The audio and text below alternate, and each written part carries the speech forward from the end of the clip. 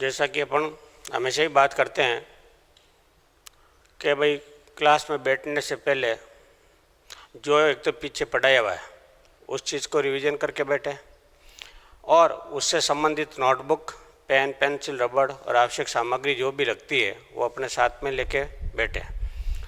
और एक चीज़ देखने में आ रही है कि कभी भी आप अपनी समस्या ग्रुप में नहीं डालते हैं, तो इससे ये अंदेशा लगता है कि आप ऑनलाइन क्लास ढंग से नहीं ले रहे। ये ऑनलाइन क्लास आप ढंग से नहीं लोगे तो नुकसान आपको होगा। ये आपके एक जो क्रूशियल टाइम बोलते हैं, बहुत इम्पोर्टेंट टाइम है कि इस इम्पोर्टेंट टाइम में आप जितना अभी पढ़ोगे, क्योंकि हम लोग जब ऑफलाइन क्लास चलाएंगे तब आपके इस चीज़ का वापस रिवीजन होगा और उस टाइम आपको इतना अच्छा फ़ायदा मिलेगा जब आपके ये पढ़ा हुआ रहेगा।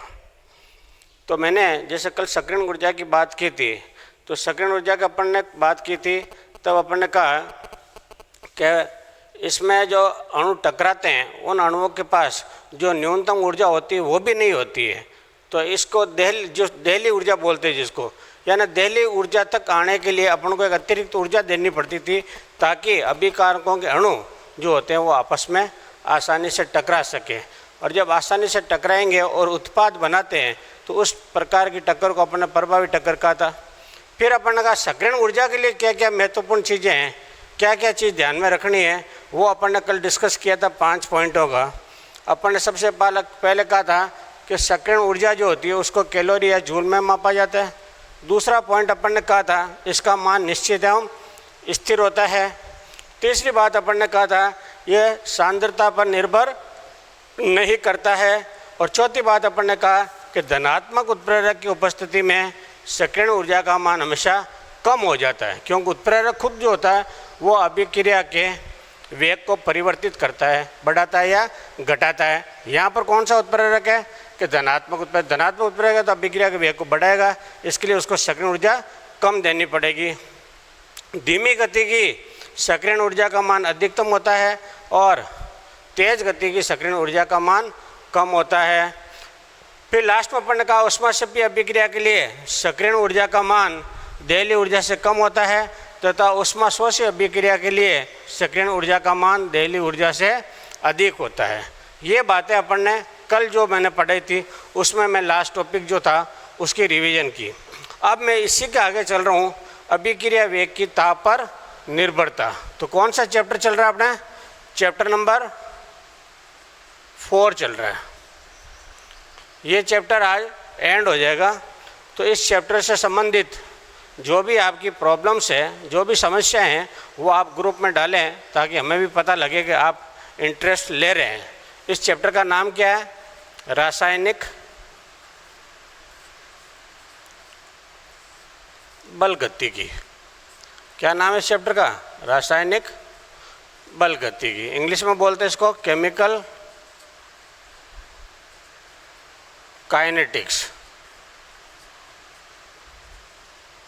यही बात की थी अपन ने, इसी चैप्टर में चल रहे हैं। अब इस चैप्टर में अपन नेक्स्ट टॉपिक ले रहे हैं अभिक्रिया वेग की ताप पर निर्भरता। अपन ने पीछे पढ़ा था अभिक्रिया वेग को कौन कौन से कारक प्रभावित कर रहे थे। अपन ने 5 कारक पढ़े थे या 6 कारक पढ़े थे। तो अपन ने उनको सांद्रता पढ़ा था, ताप पढ़ा था, अभिकार उत्पादों की प्रकृति पढ़ी थी, विकिरणों का उद्भाषण पढ़ा था। ऐसे अपन ने 6 पॉइंट पढ़े थे। तो उसी में एक जो पॉइंट अपन ताप है उसकी निर्भरता पर यहाँ पर डिटेल में बात कर रहे हैं। तो हेडिंग अपना रहेगा अभिक्रिया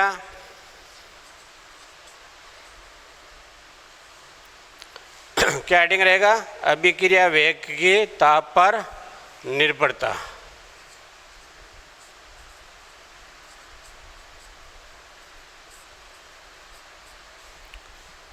यानी अभिक्रिया वेग जो है वो ताप पर कैसे निर्भर करता है। पीछे तो अपन ने पढ़ा था अभिक्रिया वेग की ताप पर निर्भरता की बात की थी। तो अपन ने कहा था कि ताप के आधार पर अभिक्रियाएं 2 प्रकार की होती थी, ऊष्माशोषी और ऊष्माक्षेपी। ऊष्माशोषी और ऊष्माक्षेपी जिसको अपन एक्सोथर्मिक और एंडोथर्मिक बोल रहे थे। एक्सोथर्मिक में ऊष्मा का उत्सर्जन होता था, उस समय जब ताप बढ़ाया जाता था अभिक्रिया वेग का मान कम होता था। और एंडोथर्मिक में अपन ने कहा था जब अपन ताप बढ़ाते हैं तो अभिक्रिया वेग का मान भी बढ़ता है। उस टाइप से दो बात की थी अपन, लेकिन यहाँ पर अपन थोड़ी अलग बात करेंगे। तो अपन यहाँ पर देख रहे हैं कि ताप बढ़ाने पर उसमें अपन का सामान्यतः किसी भी रासायनिक अभिक्रिया का ताप बढ़ाने पर अभिक्रिया वेग घटता है। और यहाँ पर अपन बात कर रहे हैं कि ताप बढ़ाने पर सामान्यतः रासायनिक अभिक्रिया का वेग तेजी से बढ़ता है, इसलिए किसी भी रासायनिक अभिक्रिया वेग हम एक स्थिर ताप पर ज्ञात करते हैं। यहाँ उल्टी बात कर रहे हैं अपन कि सामान्यतः, क्योंकि यहाँ अपन दूसरी चीज़ निकालेंगे। सामान्यतः किसी भी रासायनिक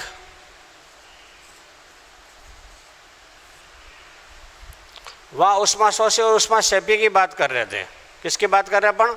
ऊष्माशोषी और ऊष्माक्षेपी की। यहाँ पर अपन कह रहे हैं सामान्यतः किसी भी रासायनिक अभिक्रिया का वेग, सामान्यतः किसी भी रासायनिक अभिक्रिया का वेग ताप बढ़ाने पर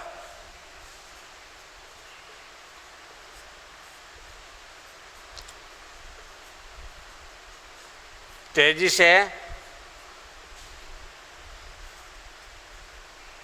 बढ़ता है।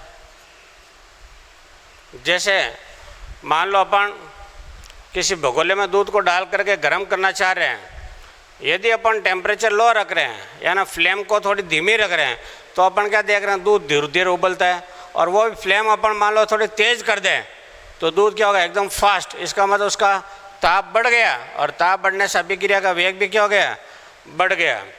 इसलिए किसी भी रासायनिक अभिक्रिया का वेग, इसलिए किसी भी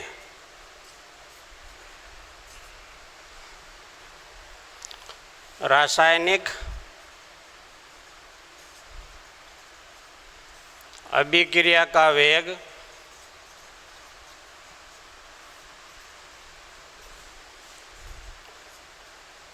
हम एक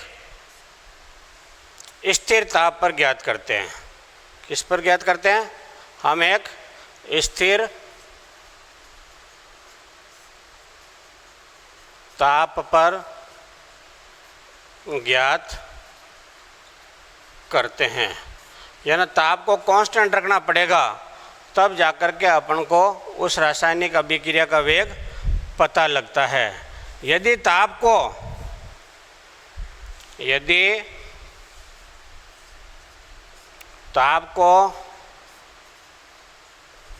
बार बार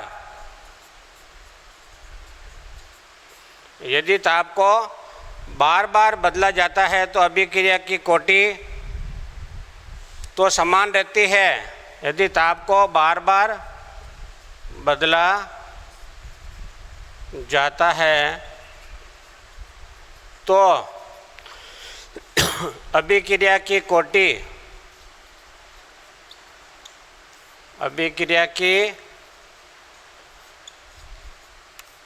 तो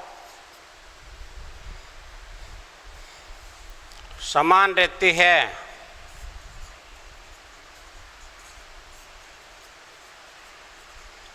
परंतु यानी ताप बदलेंगे तो अभिक्रिया कोटि में कोई परिवर्तन नहीं आएगा, परंतु वेग स्थिरांक का मान बदल जाता है। किसका मान बदलेगा? वेग स्थिरांक यानी dx/dt। परंतु वेग स्थिरांक का मान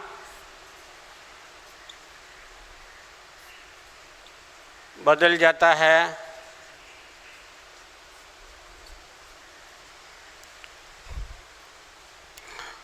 अतः ये देखा गया है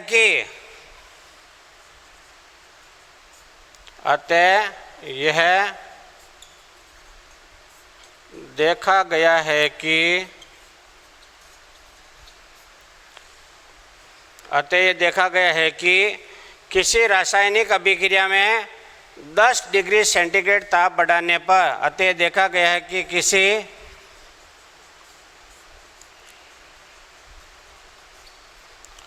रासायनिक अभिक्रिया का ताप 10 डिग्री सेल्सियस बढ़ाने पर अतः देखा गया कि किसी रासायनिक अभिक्रिया का ताप 10 डिग्री सेल्सियस बढ़ाने पर अभिक्रिया वेग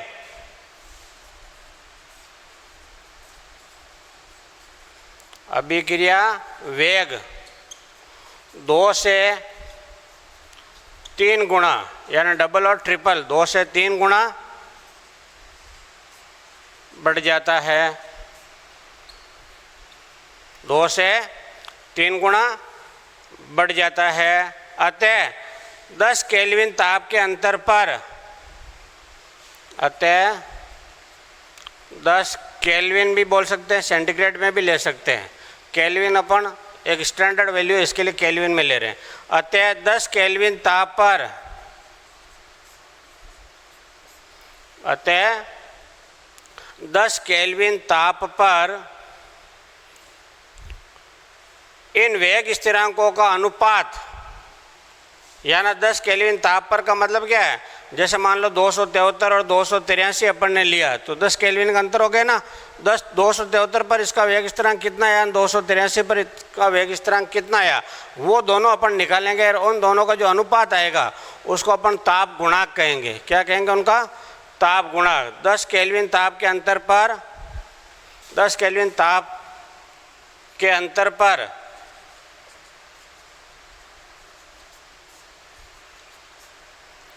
इन दोनों 10 केल्विन ताप के अंतर पर इन दोनों वेग स्थिरांकों का अनुपात, इन दोनों वेग स्थिरांकों का अनुपात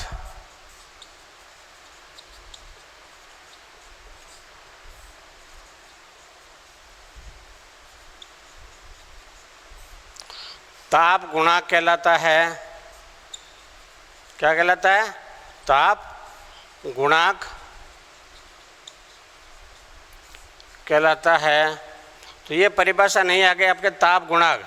ताप गुणांक क्या हो गया एक्चुअली, जो दो वेग स्थिरांक अपन निकाला और उन दोनों वेग स्थिरांक का जो अनुपात लिया उस अनुपात को अपन ने ताप गुणांक कह दिया। तो ताप गुणांक की परिभाषा क्या जाएगी? ताप गुणांक इक्वल टू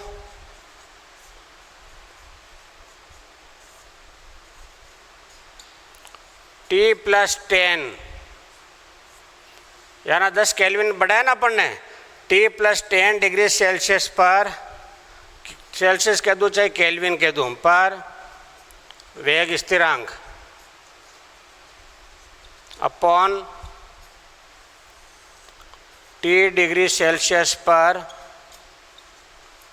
वेग स्थिरांक, यानी ये दोनों का जो वेग स्थिरांक निकला उन दोनों का जो अनुपात आया उसको अपन ने क्या कह दिया?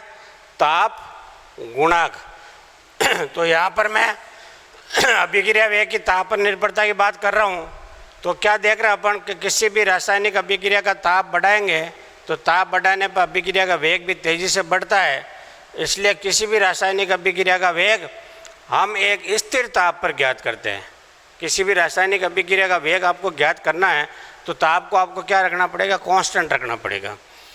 यदि ताप को बार बार बदला जाता है, ताप अपन बार बार चेंज कर रहे हैं यानी कम ज़्यादा कर रहे हैं, तो अपन क्या देख रहे हैं? अभिक्रिया कोटि में तो कोई परिवर्तन नहीं आ रहा है, परंतु उसके वेग स्थिरांक के मान में परिवर्तन आ रहा है।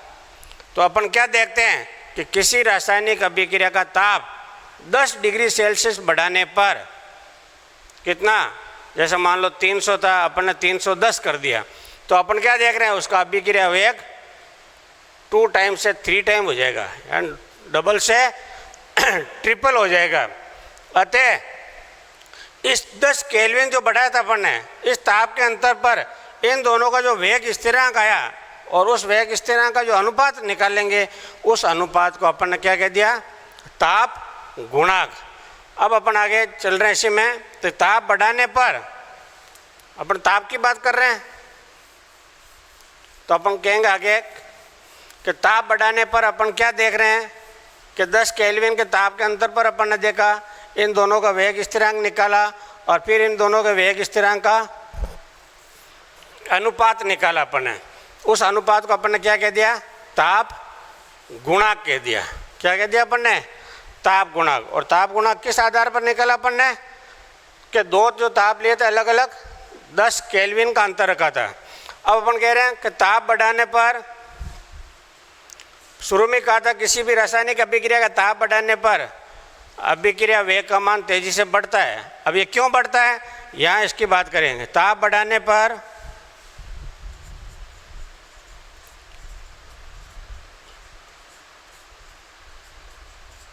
किसी भी रासायनिक अभिक्रिया का वेग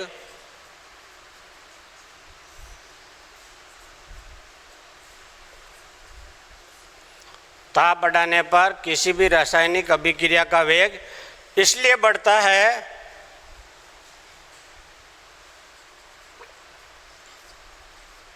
ये कारण बताया जा रहा है यहाँ पर। इसलिए बढ़ता है क्योंकि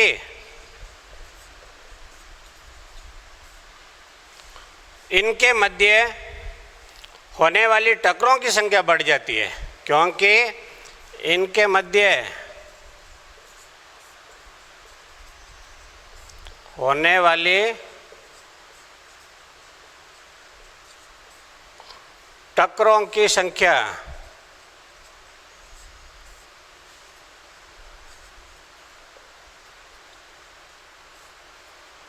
बढ़ जाती है।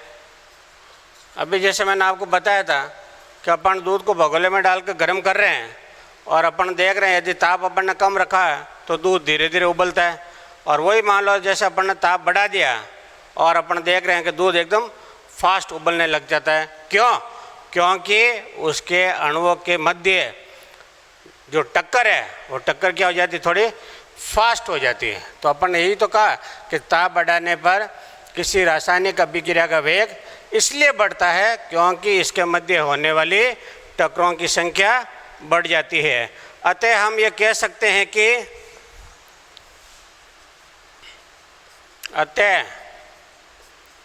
हम यह कह सकते हैं कि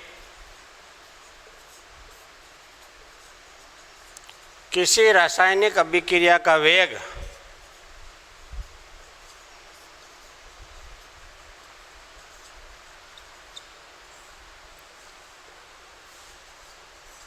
अतः हम ये कह सकते हैं कि किसी रासायनिक अभिक्रिया का वेग क्या होगा? बढ़ेगा या घटेगा? उसकी संगत आवर्ती एवं प्रभावी टक्कर के मान पर निर्भर करता है। किस पर निर्भर करेगा? किसी रासायनिक अभिक्रिया का वेग उसके संगत आवर्ती एवं प्रभावी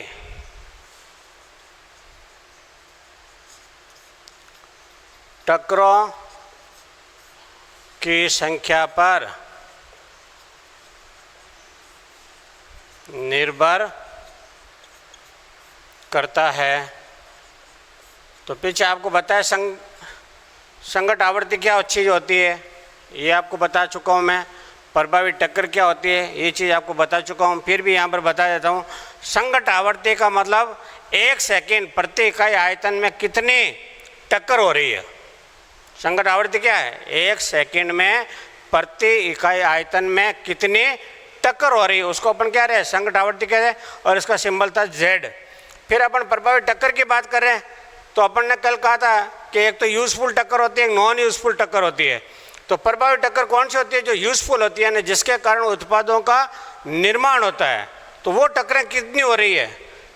एक तो इस चीज़ पर और एक संगत आवर्ती पर, यानी 1 सेकंड में कितनी टक्करें हो रही है और कितनी यूजफुल टक्कर हो रही है। इन दोनों की सहायता से अपन किसी भी रासायनिक अभिक्रिया का अभिक्रिया वेग आसानी से निकाल सकते हैं।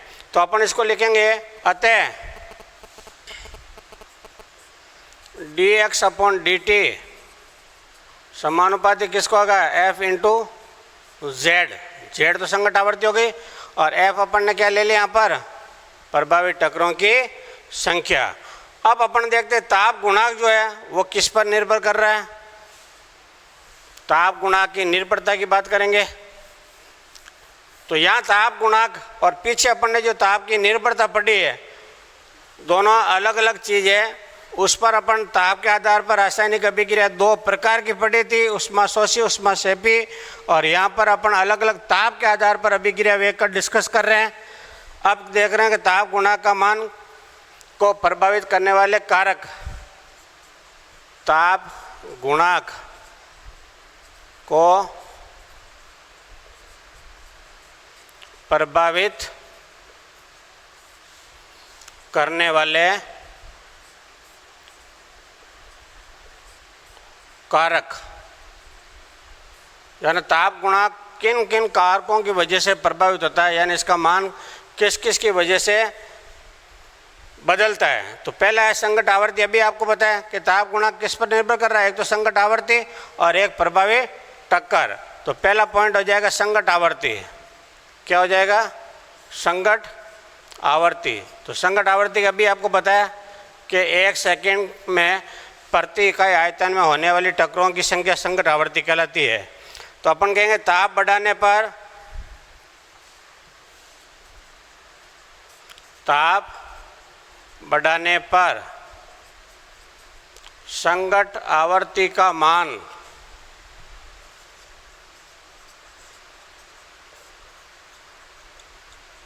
मान भी बढ़ता है। ताप बढ़ाएंगे संगत आवर्ती भी बढ़ेगी, जिससे अभिक्रिया वेग भी क्या जाएगा, वो भी बढ़ जाएगा, जिससे अभिक्रिया वेग भी बढ़ता है। अब दूसरा पॉइंट अपन ले रहे हैं प्रभावी टक्कर। क्या ले रहे हैं, प्रभावी टक्कर, यानी यूजफुल, जिसकी सहायता से उत्पाद बनता है। तो अपन यहाँ पर देखेंगे यदि प्रभावी टक्कर यूजफुल होगी तो उससे भी अभिक्रिया वेग क्या होगा, बढ़ेगा। प्रभावी टक्कर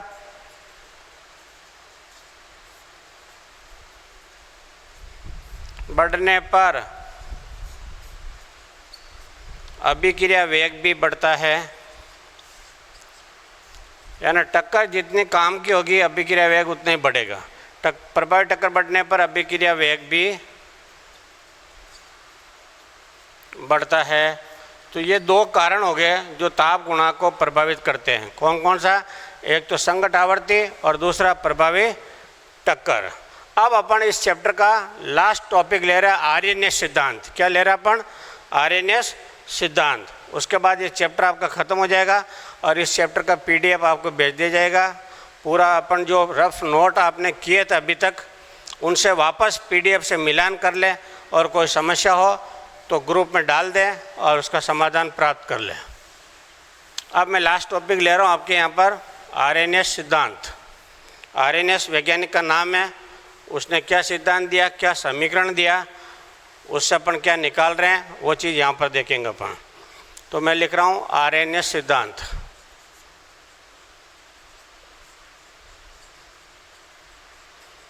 आर्यन्यस सिद्धांत। तो आर्यन्यस सिद्धांत में अभिक्रिया वेग की ताप पर निर्भरता की व्याख्या। आर्यन्यस ने क्या किया, अभिक्रिया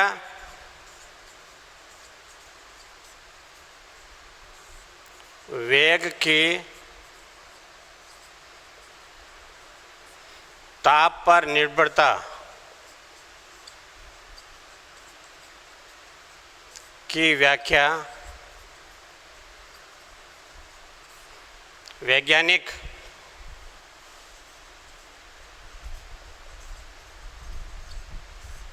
आर्यन्यस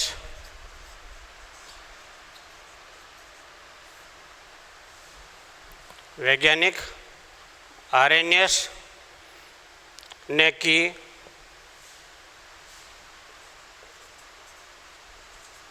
जिसके अनुसार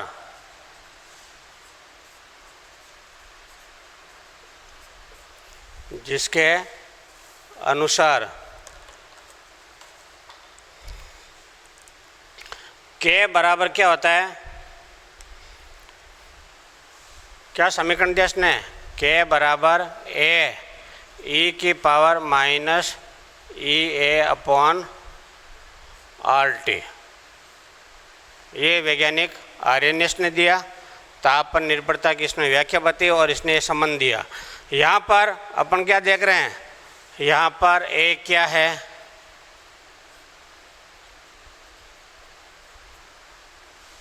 यहाँ पर ए क्या है, पूर्व चर गुणांक। ए क्या है, पूर्व चर गुणांक। ई ए क्या है, एक्टिवेशन एनर्जी, जिसको हिंदी में बोलते हैं सक्रियण ऊर्जा। क्या है, सक्रियण ऊर्जा। आर क्या है, माइनस ई ए अपॉन आर टी। पूरा क्या है, माइनस ई ए अपॉन आर टी। ये पूरा क्या, वोल्टेज मान नियतांक। कौन सा नियतांक, वोल्टेज मान नियतांक। वैसे अपन अलग अलग बात करेंगे। आर गैस स्थिरांक होता है और टी क्या होता है, ताप होता है।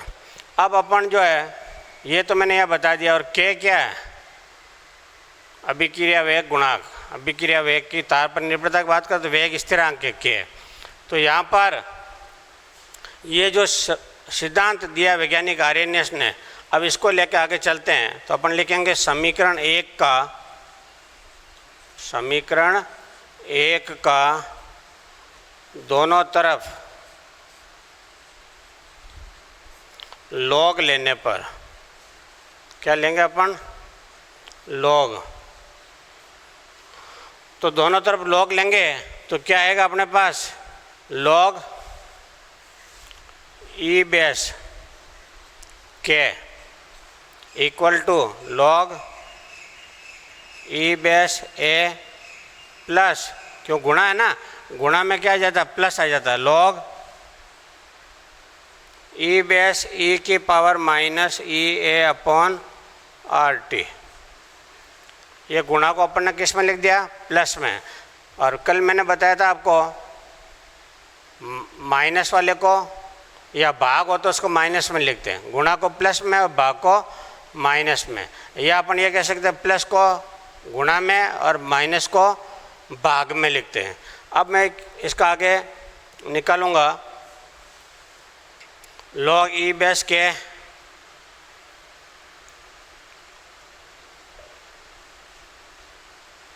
लॉग ई बेस के इक्वल टू लॉग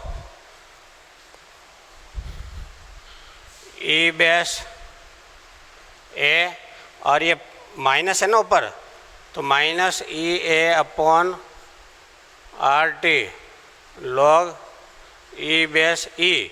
अब ये ई बेस ई जो होता है इसका मान 1 होता है। क्या होता है इसका मान, 1। तो अपन इसको क्या लिखेंगे, लॉग ई बेस के equal to log e base A minus E A upon R T. तो यहाँ पर अपन देख रहे हैं ये किस में चल रहा है अभी तक, ई बेस में। अब अपन अलग अलग ताप पर इनका वेग स्थिरांक निकालेंगे, या ना K1 और K2 निकालेंगे। तो ताप जब T1 लेंगे अपन और उसमें अपन देखेंगे इसका वैल्यू कितना आता है, फिर ताप T2 लेंगे उसमें इसका वैल्यू कितना आता है, फिर इन दोनों को अपन घटाएंगे।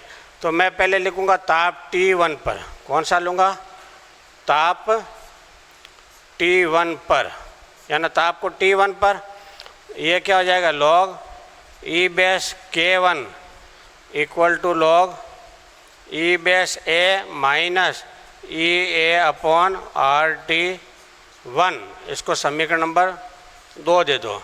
इसी प्रकार ताप T2 पर अपन बात करेंगे तो log e base K2 equal to log e base A minus E A upon R T two. ये हो गया समीकरण नंबर 3, यानी अलग अलग ताप पर अपन ने K1 और K2 निकाले। अब क्या करें, समीकरण 3 में से समीकरण 2 को अपन माइनस करते हैं। क्या करेंगे अपन, समीकरण 3 में से समीकरण 2 को माइनस कर रहे हैं अपन।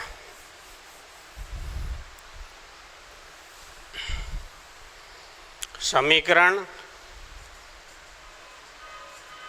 3 में से समीकरण 2 को घटाने पर, समीकरण 3 में समीकरण 2 को, तो समीकरण 3 क्या है, log e base K2 minus log e base K1। अब K2 का मान क्या है, log e base A minus E A upon R T two. ये हो गया। फिर उसका लिखेंगे माइनस लगा करके, ये क्या है, log e base A minus E A upon R T 1। अब इसको खोलेंगे अपन, तो log e base K2 minus log e base K1, इसको खोल रहे हैं, log e base A minus E A upon R T 2 minus log e base A और plus ई ए upon R T 1। तो ये और ये चला गया यहाँ पर।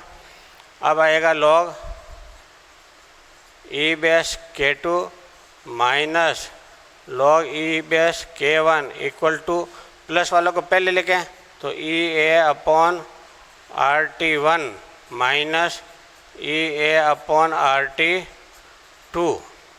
अब आगे लिखेंगे log e base K2 minus log e base K1 equal to E A upon R common आ रहा है, और यहाँ पर आ गया 1 upon T1 minus 1 upon T2।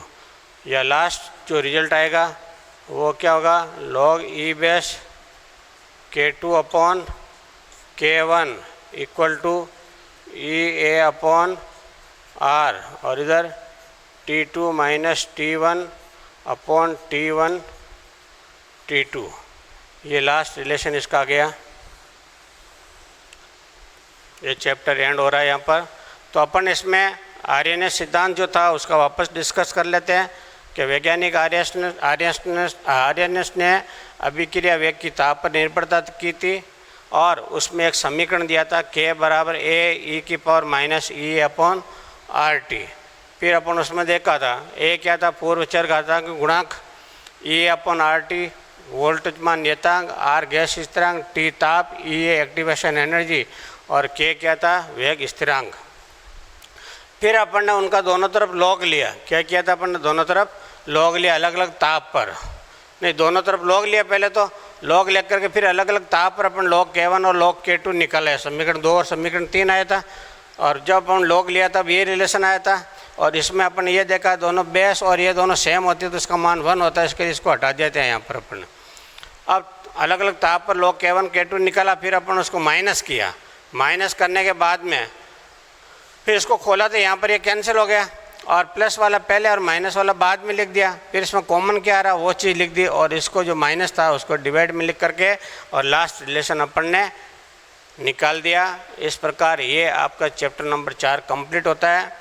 इससे संबंधित कोई भी समस्या हो ग्रुप में ज़रूर डालें, ताकि हमें पता लगता रहे कि आप ऑनलाइन क्लास ले रहे हैं और आपको इंटरेस्ट आ रहा है।